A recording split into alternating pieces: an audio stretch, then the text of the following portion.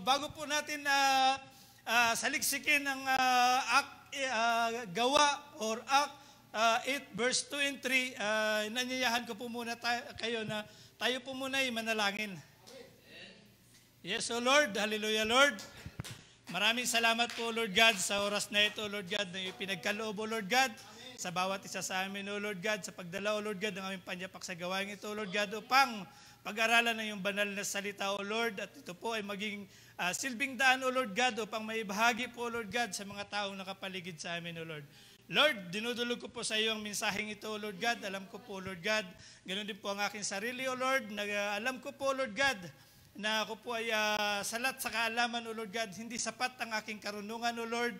Bagkus ako po, O Lord God, ay yung maasa, O Lord God, sa iyong banal na Espiritu, O Lord. Itago mo po ako, Lord God, sa iyong banal na likuran, O Lord God, upang ang salita mo lamang, O Lord, ang mamumutawi sa iyong mga labi, O Lord. Lord, kiniklim ko po, O Lord God, sa oras na ito, O Lord God, ay iyo akong gagabayan, O Lord, sa lahat ng mga salitang aking bibitawan, O Lord. Maraming salamat po, Lord God.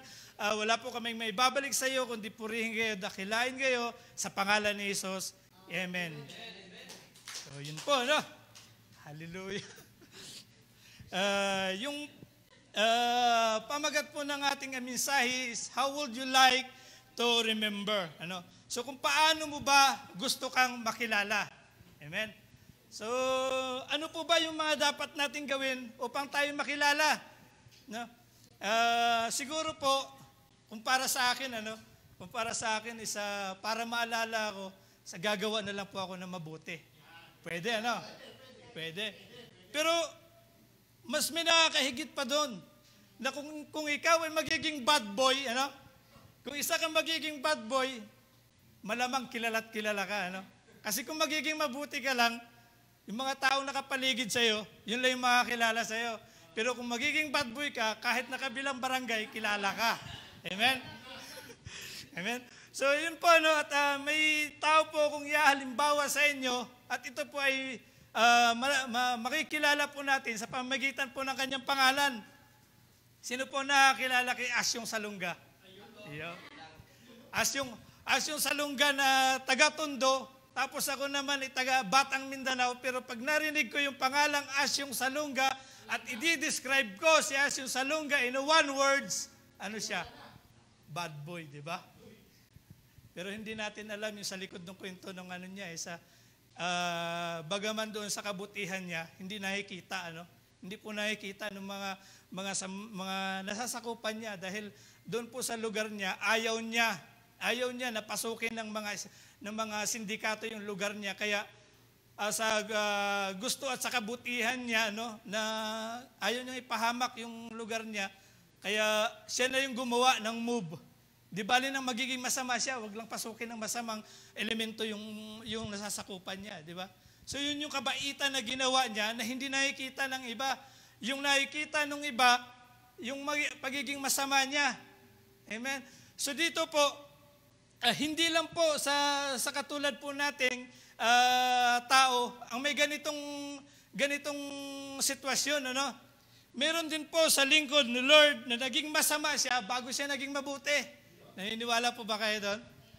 Amen. So kung naniniwala kayo doon,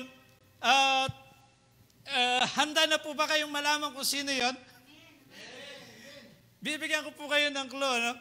Isa po siya na nagiging abogado, mahusay na abogado at pumunta, plano niyang pumunta ng Damascus para matupad yung kanyang mga nais. Ano? So may nakakilala na? Wala pa din. So kung wala pa din nakakilala, nais ko pa rin ipakilala sa inyo. So tingnan po natin ang Act 8 verse 2 and 3. Ano? So dito po sinasabi, godly men buried Stephen and mourned deeply for him. But Saul began to destroy the church, going from house to house. He drains up both men and women and put them in prison. Ayun. Si Saul, ano? Kilala na. Amen. So ito po si Saul, ano? Nais ko pa rin saliksikin natin kung saan po siya nanggaling, ano? So dito po, Saulo ang unang pangalan ni Pablo. Ipinanganak siya sa Tarso sa lalawigan ng Cilicia noong 1 hanggang 5 AD sa isang probinsya sa dakong Timog Silangan na kasalukuyang Tarsus sa bansang Turkey. Doon po siya pinanganak. At siya ay isang tunay na Israelita, buhat sa angkan ni Benjamin at tunay na Hebreo. Ito po pala yung katauhan, ito po pala yung identity ni Saul, na kung paano siya nagsimula. Dito po sa pakikibaka sa buhay ni Saul, sa edad na 13, kukwento ko po sa inyo. Sa edad na 13 ni Saul, pinadala po siya sa Palestine. Pinadala siya sa Palestine upang mag-aral sa paaralang Gamaliel. At alam niyo po ba yung paaralang Gamaliel? Ang paaralang Gamaliel na kung ninanais mo siyang pasukin o nais mong mag-aral sa paaralang ito, dapat sa iyo katermok ang meron. Dapat sa iyo matalino ka. Kung anong cum laude ang meron ka, dapat dala-dala mo to. Kasi dito sinasala rin ni Gamaliel yung kakayahan mo kung paano ka maging matalino. Kasi kung hindi katalinuhan ang dala mo, wala kang pag-asa na makapasok sa paaralang ito. Sa paaralang Gamaliel. At sa pagnanais ni Saulo na makapasok sa paaralang Gamaliel, isa po siyang mahusay na abogado sa mataas na hukuman sa Hudyo. So, akalain mo, hindi po natin nalalaman na si Saulo pala is matalinong tao doon sa kanilang nasasakupan. At dito sa buhay ni Saulo, dito po nagsimula ang karera ng kanyang buhay. Na kung paano siya biniyayaan ng katalinuhan, ganun din po siya biniyayaan ng kakayahan. Yung kakayahan niya na kung paano pinapatupad yung mga nais niya na mangyari sa kanilang nasasakupan. Kundi ito po yung pagpe-persecute niya sa mga Kristiyano. So napakahirap po sa buhay ni Paulo na kung halimbawa na lamang po sa henerasyon po natin ngayon na andito si Saulo, pwede mo nang kumustahin yung sarili mo, self. Kumusta kaya yung pananampalataya natin? Amen? Ang mga mananampalataya ng Panginoong Hesus, bagkus ito po yung naging daan upang magkalat sila.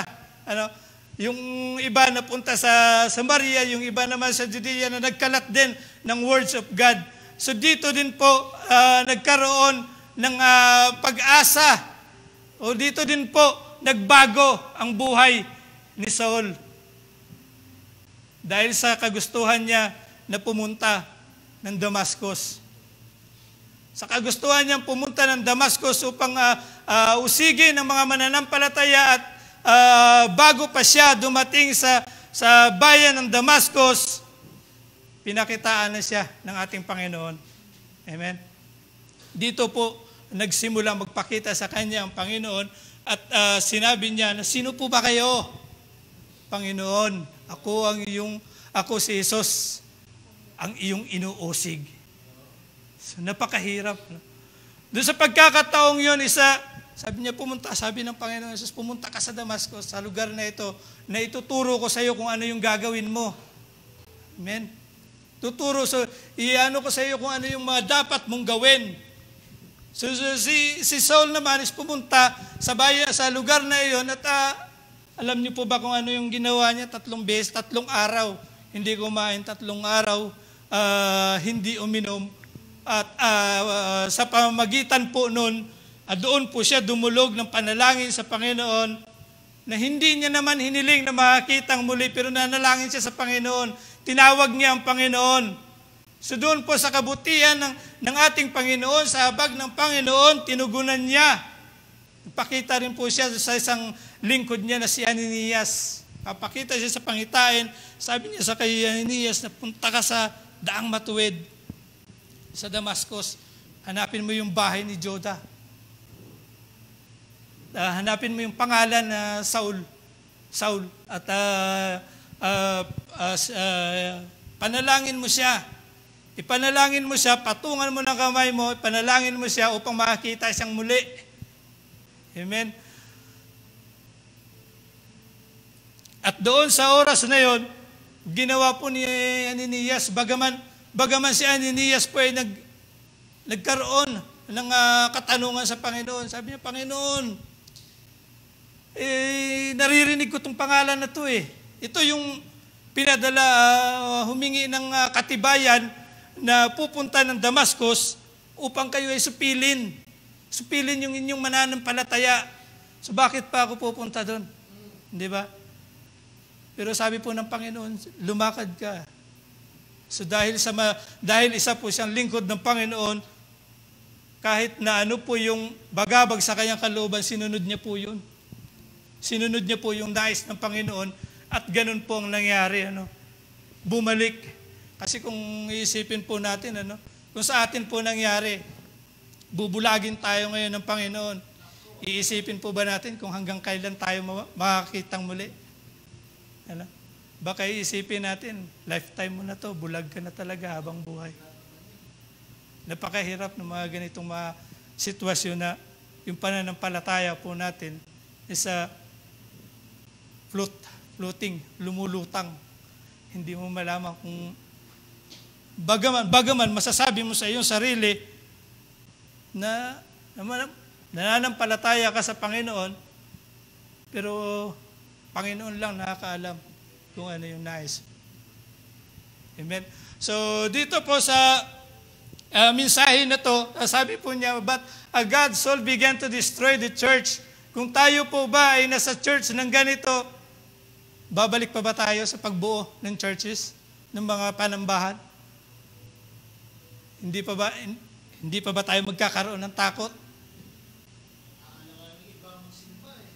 Oo nga yung iba nga maano mo lang. Pero alam niyo po ba na naranasan din po, sino po yung nakakadalo dito ng 2010 ng mga ganitong gawain? 2009.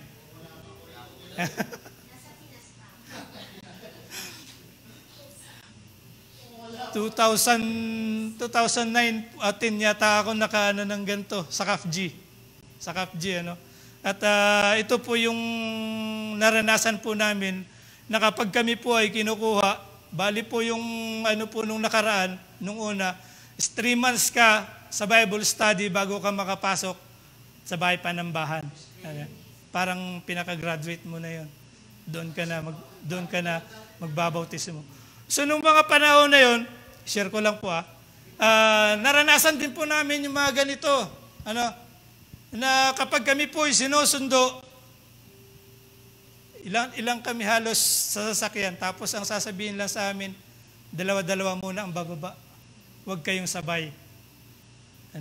Pagbaba ng dalawa, takbo ulit sa sasakyan, babalik, baba dalawa, takbo ulit. Kasi yun po yung iniiwasan nila. Na makita sila. So ganun po kahigpit, Ganun po kahigpit noon. So kung sa anong hari pa yon nangyari, talagang pinagpala pa rin siya. Amen. Dahil sa kanyang kahigpitan, mas lalo pang lumago yung mga ganitong gawain, Gaya po ng ginawa ni Saulo, Pinersecute niya at ang bawat apostol naglipat, palipat-lipat, nagkalat ng kung saan doon din sila naghahayag ng salita ng Panginoon. Halimbawa na lang po, sa nangyari kay Saul at nangyari sa atin ngayon. At kung halimbawa na lang isa hindi ang Panginoon ang nagpakita sa iyo at na nagsabi na ipanalangin mo si Paul, gagawin mo po ba? Halimbawa na lang yung isang hari dito na napakahigpit. Alam po natin na talagang ayaw niya na may ganito. Tapos sasabihin ni Coach Rich, Coach Jeff, puntahan mo nga yun, ipanalangin mo kasi nagkasakit. Ipanalangin mo si King Don. Ngayon, alam ni Coach Jeff na kapag pagka nalaman ni King na siya ay mananampalataya ng Panginoong Hesus, may isip niya pa ba na makakabalik pa siya ng buhay? So kahit sino naman po, kung ordinaryong tao magpapakita sa iyo o mag-uutos sa iyo na ipanalangin yung kanyang taong gagamitin, malamang hindi ka makakapunta, no? Napakahirap ng mga ganitong sitwasyon, ano? So, kaya po sa atin, kung tayo po, napakapalad po natin, ano, dahil wala na sa buhay natin si Saul, eh. Napakapalad po natin. Dahil si Saul ngayon is sinama na ni Lord. Talagang kung naandito pa si Saul, talagang lahat ng mga followers, lahat ng mga sumusunod sa Panginoong Hesus, at malamang sa malamang nabibilang na po tayo doon na kanya nang ikukulong at uusigin. Amen? So, yun po. At mukhang napasobra po ako sa kwento. At in the second, yung pangalawa. Amen? Yung pangalawa, Saul, apostleship. Ang pagiging apostol po ni Saulo. Kung iisipin po natin, kung titignan natin yung mga nakaraan ni Saulo, paano po natin maiisip na siya yung magiging apostol? Bagaman si Saulo ay isang mamamatay tao, isa sa mga umuhuli, nagpaparusa ng mga Kristiyano, pero bakit dito sa mensaheng ito ay isa siyang apostol? Amen? So napakahirap isipin na, tika lang, mamamatay tao ka eh. Ikaw yung taga-usig sa amin eh. Bakit ka magiging apostol? Amen? So kung titingnan po natin ang kanyang pagbabago dahil sa kanyang ginawa o tinugon ng Panginoon sa kanyang buhay, tignan po natin yung kanyang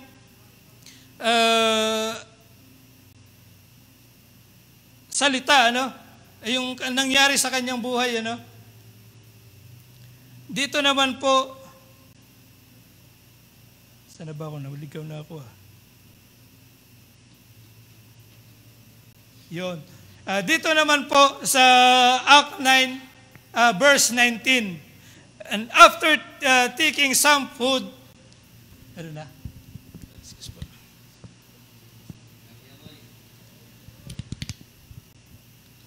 Verse 19, and after taking some food, he regained his strength. Saul spent several days with disciples in Damascus. In 20, at once he began to preach in the synagogue that Jesus is the Son of God.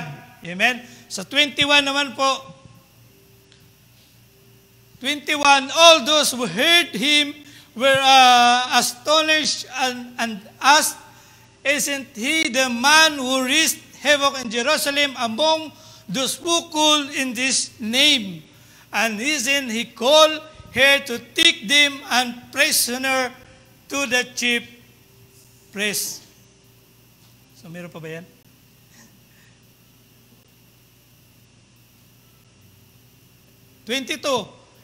Yet Saul grew more and more powerful and befuddled the Jews living in Damascus by providing that Jesus is Messiah. Ito po yung nangyari sa buhay ni Saul, ano? Ito po yung ginawa sa kanya na kung bakit sa pagkakataon niya ngayon, isa na siya sa magiging apostol. Ano? So dito po nakikita po natin yung pagbabago sa kanya, buhat siya po ay binulag ng Panginoon at ipaunawa at ginamit. Sabi nga po ng Panginoon, ipanalangin mo, siya yung gagamitin ko, no? Gagamitin ko para sa yung may yung pangalan ng Panginoong Hesus. You know? Na hindi sa halip dapat is hindi mo siya inuusig. Yun yung sabi niya kay Ananias. Panalangin mo. At dito po sa verse na ito, dito po natin nakikita yung pagbabago ng buhay ni Saul, na kung paano, hindi lang sa pagbabago, bagkos, isa na rin po siya sa mga naghahayag ng salita ng Panginoon, at isa na rin po siya dito sa mananampalataya ng Panginoon. Dahil naniniwala po siya na yung mga taong inuusig niya is yung totoong Panginoon na kanilang sinasamba. Dito po nagpapatunay na ang Panginoon ng mga Kristiyano, ng mga na sumusunod sa Panginoong Hesus, ay ito po yung Panginoon na totoo, sapagkat ito po yung nangyari sa kanyang buhay at isa po siya sa pwedeng magpapatotoo sa lahat po ng nakapaligid sa kanya. Amen? So dito po nangyari yung pagbabago ng kanyang buhay na kung saan yung dinanas ng mga inuusig niya nung nakaraan is nadanasan niya rin hanggang sa ngayon. Pero bagkos dito, hindi po niya itinanggi, ano? Kahit sa kabila ng kaparusahan na kanyang tinanggap, sa kabila ng mga pasakit na kanyang dinaranas, sa lahat po ng mga pagdududa sa kanya, is doon po niya nasabi na yung Panginoon ay talagang totoo sa kanyang buhay. Doon. So kumbaga isa po siguro si Paul ang masasabi po natin na siya po yung isa sa mga pagbabago na sinasabi niya ngayong I stand with the words of God. Na talagang mananampalataya na siya ng Panginoon.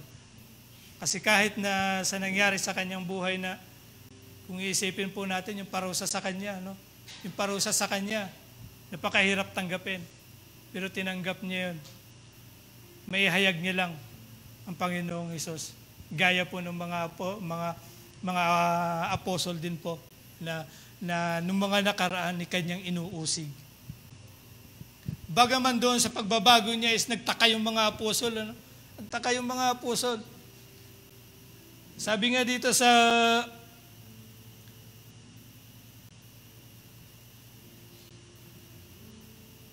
Amen.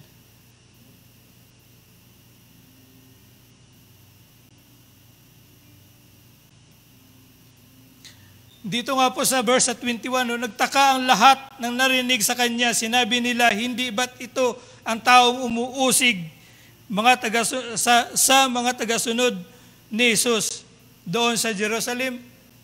Hindi ba't na parito siya para hulihin ang mga kumikilala kay Jesus at dalhin sa namamahalang pare? So, dito po pinakita, kumbaga, yung mga apostol na ginamit ng Panginoon is hindi pa talaga lubos na nagtiwala sapagkat naalala nila, pag ang pangalang Saul, ang pangalang Pablo, pagka narinig nila is ito po yung na-describe din po nila sa one words na ito po yung masama ding tao sapagkat ito din po yung umuusig.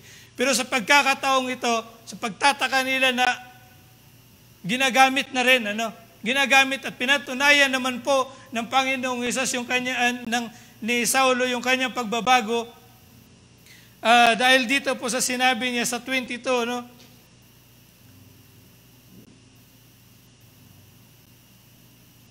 dito sa sinabi niya sa 20 po, at once he began to preach. So nung pagsimula na siyang maghayag ng mensahe para sa Panginoon sa synagogue, dito niya po ipanaliwanag na si Jesus ay anak ng Diyos. Amen. So dito po, sa pagkakataong ito, dito mo makikita yung pagbabago ni Saul na nung una, na kung iisipin lang po natin, ay yung kanyang nais na mangyari isa lipulin ang lahat ng mananampalataya. Subalit sa kanyang paglalakbay, iba po yung natupad, iba yung naganap at iba po yung napatotoo sa kanyang buhay. Dito po sa verse 20, at once he began to preach the synagogue that Jesus is the Son of God, dito po kiniklaim niya na yung Panginoong Hesus ay anak ng Diyos. At dito po siya nagsimulang magpagamit at dito rin po nakita sa kanya yung pagbabago ng kanyang buhay. So paano po i-apply po natin sa ating sarili yung mga ganito? Kakayanin po ba kaya natin?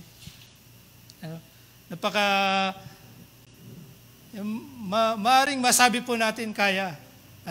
Pero gaya po na sinabi na saliksikin mo rin muna yung sarili mo. Amen. Hindi lang yung sinasabi mo na kung ano yung nakala mo totoo, na kung akala mo ito'y magaganap, bagkos ito din po yung gagawin mo, yung saliksikin mo din yung sarili mo. Amen? Kasi sa pagkakataon pong ito, napakarami po ng mga bagay na pwedeng mangyari sa atin at napakarami pong bagay na pinagkakaabalahan natin at sa pagkakataon ng mga ganong pangyayari is yung mensahe po ng Lord para sa atin is hindi na po natin nasasaliksik. Ano? Kaya nga po sabi ni Kuya Gary kanina, seek the kingdom of God. So paano ka magiging followers kung yung pananampalataya mo is hindi mo pa lubos na sasaliksik. Amen? So kung yung Panginoong Hesus lamang ang nasa harapan mo, maaari siguro, no? Baka ilang beses mo kitatanggi. So sa kaparaanan siguro, no, mapag-adjust ka. No? Bawas-bawasan ko na yung internet ko. Bawas-bawasan ko na yung ano ko para magiging totoo na ako. Para magiging masabi na mananampalataya na ako. Ano? Pero sa mga nangyayari sa atin, hindi mo masabi, ano? Hindi mo parang napakahirap mapabilang na magiging apostol din po tayo. Napakabigat. Yung mga nais po natin na gagawin sa ating buhay, ito po yung natutupad muna, ano, na nasusunod mo muna bago ka. Kung isipin na lang po natin, ano, nung sa simula lang po natin, na halimbawa na may kapatid na umaya sa'yo, tara, church tayo. Hindi, marami pa akong gagawin, maglalaba pa ako. Ano? Tapos doon sa ginawa mo, sa paglalaba mo, alam mo kung minsan, yung Panginoon pag kumilo sa'yo, nakukutusan ka no? Nakukutusan ka, alam niyo po ba kung bakit? Dahil mga nangyayari na habang naglalaba ka, biglang napungil yung kuko mo. Kinutusan ka na ng Panginoon, no? Inuna mo yung labahan mo kaysa sa akin, ha? Oh. Minsan napipilayan ka na, no? Pipilayan ka na kakalaro kasi inuna mo yung laro kaysa sa Panginoon. Yan yung mga sinyalis na kung bakit bibigyan ka rin, ano? Bibigyan ka rin ng Panginoon ng sinyalis, ano? Magiging sinyalis sa iyo yun na takbo ka rito, takbo ka doon, tapos bigla kang matalisod. Uy, kung nagsimba ako, hindi ako natalisod, hindi ako napilayan ng ganito. Tapos lalaro ka doon, tapos uuwi ka, nakaganon, ano na yung paa mo. Kung nagsimba ka doon, hindi, nablis pa sana yung pananampalataya mo. Diba? Kung napunta ka rito, hindi sana yung spiritual mo isa magiging lalago ng lalago. Kasi ito yung magiging daan na kung paano lalago yung spiritual mo. Amen? So ito po yung mga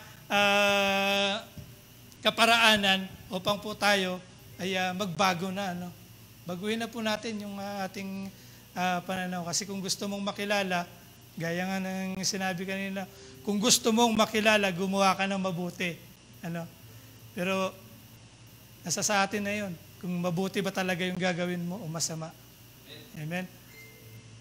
So ano po ba yung mga nais po natin sa ating buhay? Ang makilala tayo o tayo yung hihiling sa Panginoong Hesus na kilalanin tayo pagdating ng araw. Dahil dun po sa isang lingkod po ng Panginoon, isang lingkod po dito po sa kasama po ng ating Panginoong Hesus, ito po yung mga kasamahan niya na naipako sa krus. Ito po yung kasamahan niya na naipako sa krus na wala siyang ibang hiniling, wala siyang ibang hiniling kundi alalahanin lamang siya pagdating ng panahon. Ito po yung sinasabi niya sa Lucas 23:42 and 43. Ito po yung isang tao na hindi niya hinangad na makilala siya.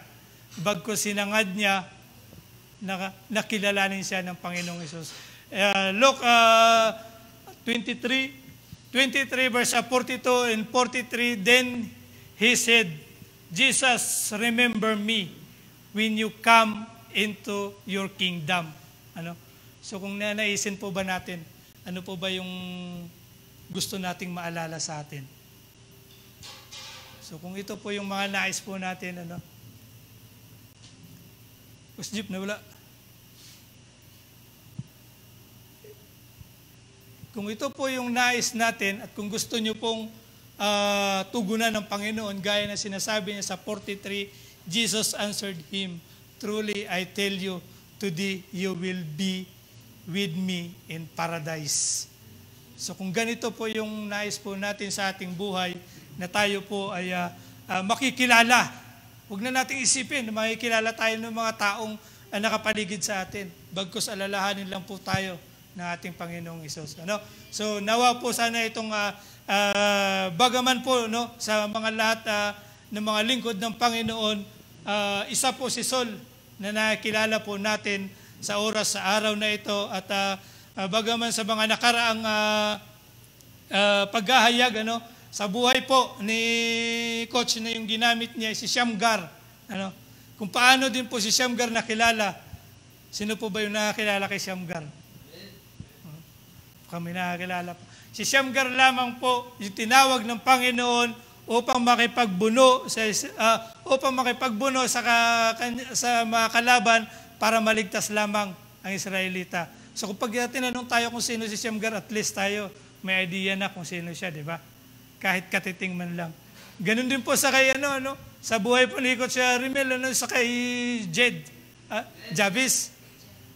Si Jabez, ano po yung ginawa ni Jabez sa kanyang buhay? Ito po si Jabez ay nanalangin sa Panginoon na dagdagan yung kanyang territory, dagdagan yung kanyang tawag nito yung pag-aari. Ano? So bagaman dito sa mga lingkod ng Panginoon, meron po tayong iilan na nakikilala na at nawa po sa patuloy po nating pagdalo sa mga ganitong gawain madadagdagan po natin, baka lahat na po ng mga lingkod ng Panginoon makikilala na natin. Hindi man natin sila lubos na makikilala, bagkos magkakaroon po tayo ng alaala o remember na kung paano sila tinawag o kung paano sila ginamit ng Panginoon. Amen? So dito po sa Luke 23 verse 42 and 43, kung ito po yung nais mo sa iyong buhay, na alalahanin ka ng Panginoong Hesus pagdating niya sa kingdom at sasabihin niya sa iyo na today you will be with me in paradise. Nanaisin po ba natin to?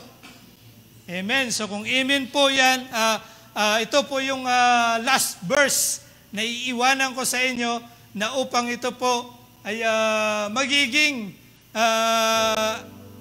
paalala po sa atin, na hindi po natin kailangan na magpakilala sa buong sambayan, hindi po natin kailangan na makilala tayo ng kung sino man, bagkus ihihilingin po natin sa Panginoong Hesus na tayo ay kilalanin. Amen? So, yun po, kung amen po tayo dyan, tayo po tumayo, manalangin. Yes, O Lord. Hallelujah, Lord. Maraming salamat po, Lord God, sa oras na ito, Lord God, sa iyong gabay, O Lord God, sa iyong mensahe, O Lord, na patuloy mong binibigay sa amin, O Lord God, upang ito po ay may bahagi, O Lord God, sa bawat isa, O Lord. Maraming salamat po, Lord God, sa dakilaan, sa kabutihang puso, O Lord God, sa pagpapala na aming tinatamasan, O Lord. Nawa po, Lord God, ang lahat ng kabutihan, O Lord, na aming nakakamit ay magiging daan, O Lord, ng aming paglago sa pananampalataya, O Lord. Lord, patuloy mo po kaming gabayan, O Lord God, upang kung ano man po, O Lord God, ang iyong nais sa aming buhay, O Lord, gaya po ng nais ng ginawa mo, O Lord God, sa buhay ni Saul, O Lord God, na kung paano mo siya binago, O Lord.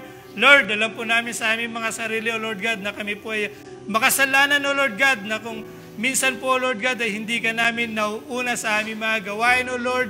Lord, humihingi po kami ng kapatawaran, O Lord God, at alam po namin, O Lord God, na may isa kang way, O Lord God, sa amin upang ito po ay may priority, O Lord God, ang iyong salita, O Lord, gaya ng ginawa mo, O Lord God, sa buhay ni Saul, O Lord God, na kung paano siya naging masama, O Lord, at kung paano mo binago ang kanyang buhay, O Lord God, na naging mabuti, O Lord God, na magiging daan, O Lord, na maghayag ng iyong banal na salita, O Lord. Ganun din po kami, O Lord God.